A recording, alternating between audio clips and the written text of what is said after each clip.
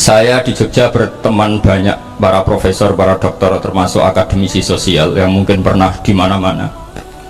Pernah tanya saya begini, Pak Bahak, kenapa Anda baca kitabnya referensinya luas kok tetap NU katanya. Terus saya bilang, problemnya apa sebagai NU? Biasanya terus mereka mengutip sekian makalah.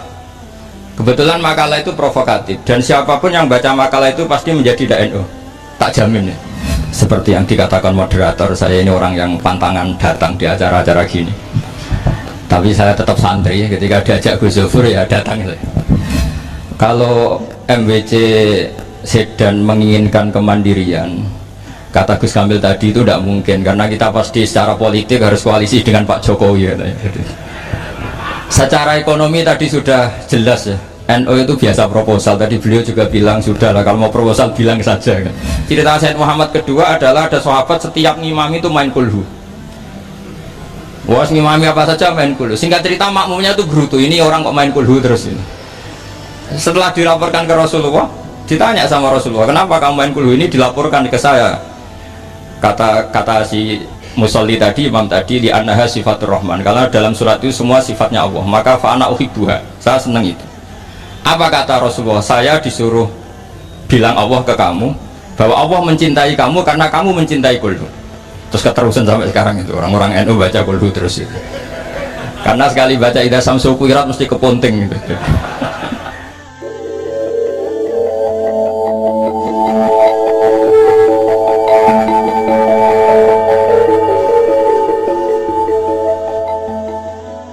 Assalamualaikum warahmatullahi wabarakatuh. Bismillahirrahmanirrahim. Allahumma sholli wa sallim ala sayyidina Muhammadin wa ala alihi washabbihi ajmain. Amma ba'du. Ingkang kula hormati Pakde kawula Ki Haji Haisul Ma'ali, guru kawula Ki Haji Faruk Zain, sedanten para kiai ingkang kula hormati. Seperti yang dikatakan moderator, saya ini orang yang pantangan datang di acara-acara gini. Tapi saya tetap santri, ketika diajak Gus Zofur ya datang. Begini ya, ini langsung saja. Kalau MWC Sedan menginginkan kemandirian, kata Gus Kamil tadi, itu tidak mungkin karena kita pasti secara politik harus koalisi dengan Pak Jokowi. Secara ekonomi tadi sudah jelas ya, NU itu biasa proposal. Tadi beliau juga bilang sudah lah, kalau mau proposal bilang saja kan. Artinya kita sebenarnya tidak pernah mandiri dalam hal politik maupun dalam hal ekonomi. Tapi orang menghayal itu boleh lah, ingin mandiri, ingin keren itu boleh. Tapi saya sesuai disiplin saya begini, saya akan cerita tentang argumentasi ilmiah bahwa ahli sunnah wal jamaah itu luar biasa. Saya di Jogja berteman banyak para profesor, para dokter, termasuk akademisi sosial yang mungkin pernah di mana-mana. Pernah tanya saya begini, Pak Bahak, kenapa Anda baca kitabnya referensinya luas kok tetap NU katanya. Terus saya bilang, problemnya apa sebagai NU? Biasanya terus mereka mengutip sekian makalah. Kebetulan makalah itu provokatif dan siapapun yang baca makalah itu pasti menjadi NU, tak jamin ya. Kalau di Jogja misalnya di satu penerbitan, saya termasuk di dalamnya, itu pernah diperbandingkan kitabnya Said Muhammad Mafahim Yajibu An-Sohah dengan kitabnya Bin Bas, judulnya Hadhihi Mafahimuna. Biasanya kitab-kitab terjemahan Wahabi itu memang cukup provokatif dan dengan narasi yang memang siapapun yang nggak pernah mondok pasti tertarik. Misalnya begini, cerita bid'ah misalnya, iyyakum wa muhdatsatil umur fa inna kulla bid'atin dhalalah wa kulla dhalalatin finnar, misalnya gitu. Wa kullu muhdatsatin bid'ah wa kullu bid'atin dhalalah wa kullu dhalalatin finnar. Ada yang baca wa kullu bid'atin dhalalah wa kullu dhalalatin finnar. Terus beliau meneruskannya begini, kata Bin Bas, hadza huwa Rasulullah hakama bi annal bid'ah kullaha dhalalah. Terus diteruskan, wa jarra asy-Syafi'i faqasama ila hasanatin wa dhalalatin wa sayyi'atin. Jadi dengan narasi seperti itu tuh orang itu tahu bahwa Syafi'i itu kurang ajar benar gitu, kira-kira gitu. Jadi dia, ini Rasulullah yang mengatakan semua bid'ah ini dolalah, tapi Syafi'i lancang dengan membagi ada dolalah, ada sayyi'ah, ada hasanah, ada sayyi'ah. Ini aneh katanya. Wong Rasulullah yang Nabi saja bilang satu semuanya dolalah, kok dia bilang dua kan? diredaksikan jaro'ah, kira-kira makna sedannya yang lama atau berani. Sehingga orang mesti tanya, kenapa sih tidak ikut Rasulullah saja? Tapi ini satu ilmu, setidaknya ilmu perdebatan, bukan ilmu hakiki, karena kita tidak tahu yang diridhani Allah yang mana. Tapi kemudian Sayyid Muhammad dalam kitab Abu Abdul Faros, juga dalam kitab-kitab beliau menyanggah itu dengan mengatakan, jika makna bid'ah adalah yang nggak pernah dilakukan Rasulullah, itu salah besar. Terus beliau cerita sekian hal, termasuk yang diceritakan adalah ada seorang sahabat ketika sholat dengan Rasulullah tidak pakai doa mainstream, yaitu ketika i'tidal sahabat tadi bilang alhamdulillah hamdan katsiran thayyiban mubarakan fih. Setelah itu setelah Nabi habis sholat tanya ayyukumul qail, siapa tadi yang melafadzkan itu? Semua sahabat diam karena takut disalahkan. Tapi apa yang dikatakan Nabi?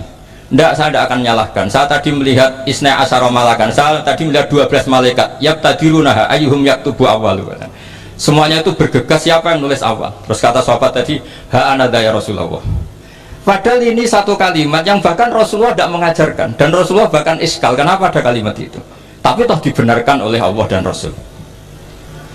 Cerita Sayyid Muhammad kedua adalah ada sahabat setiap ngimami itu main kulhu. Wah, ngimami apa saja main kulhu. Singkat cerita makmumnya itu gerutu. Ini orang kok main kulhu terus ini. Setelah dilaporkan ke Rasulullah, ditanya sama Rasulullah, kenapa kamu main kulhu? Ini dilaporkan ke saya. Kata si musolli tadi, imam tadi, di annaha sifatur rahman, karena dalam surat itu semua sifatnya Allah, maka fa'ana uhibbuha, saya senang itu. Apa kata Rasulullah? Saya disuruh bilang Allah ke kamu bahwa Allah mencintai kamu karena kamu mencintai kulhu. Terus keterusan sampai sekarang itu orang-orang NU baca kulhu terus itu, karena sekali baca idza samsu kuwirat mesti keponting gitu. Tapi artinya itu dibenarkan Rasulullah min ghairi sabqi ta'limin minhu, tanpa ada pelajaran dari beliau. Runtuhlah teori bid'ah bahwa bid'ah adalah semua yang nggak pernah dilakukan Nabi, diajarkan Nabi. Nyatanya beberapa kali Nabi membenarkan sesuatu yang belum pernah diajarkan oleh beliau. Masalahnya adalah tidak semua orang baca kitabnya Sayyid Muhammad atau baca tidak paham. Nah, sementara kitab Hadhihi Mafahimuna itu diterbitkan secara masif oleh pemerintahan Arab Saudi. Dan ada terjemahnya lagi, sehingga yang nggak bisa Arabnya bisa terjemahnya.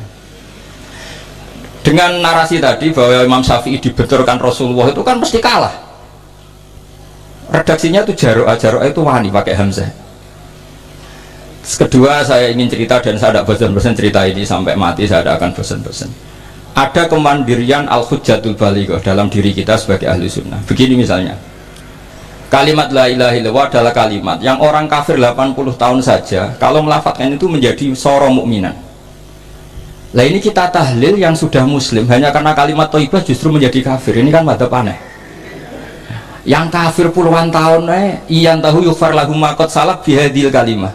Ini kita karena tahlilan sampai nyekel patok menjadi kafir juga karena la ilaha illallah. Ini aneh. Kata kalimatun sing yakunu bihal kafiru musliman jadi kalimatun yakunul mukminu biha kafirun. Ini kan kaidah yang aneh. Nah, saya ingin kalau ahli sunnah yang seperti ini sudah mandiri, sudah sehat, ya baguslah seperti itu. Terus yang terakhir, kenapa ditambahi an-nahdiyah? Ya seperti yang dikatakan moderator tadi. Di terminologi internasional itu kalau ahli sunnah pokoknya yang tidak sabus sahabat ahli sunnah, sehingga Wahabi, Muhammadiyah, Ikhwan semuanya ahli sunnah wal jamaah. Karena kalau di media internasional asal tidak Syiah itu ahli sunnah, hanya itu saja perbandingannya. Kalau ikramus sahabah ya ahli sunnah, kalau sabus sahabah ya Syiah. Problemnya adalah kita tidak ikut kelompok besar ahli sunnah yang mainstream di internasional karena mereka anti wasilah, anti tahlil.